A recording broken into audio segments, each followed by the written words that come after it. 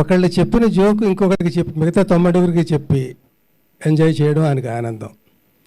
అందులో నా జోకులన్నీ తెలివి తక్కువ జోకులుగా ఉండేవి. నేను చేసిన ఏ పనైనా అంతే. వీళ్ళలో నేను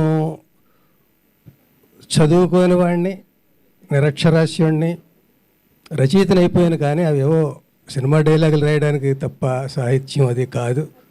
సాహితీ సభలకు నన్ను పిలుస్తూ ఉంటారు.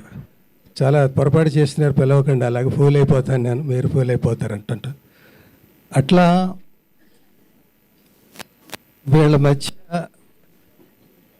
చాలా అందరూ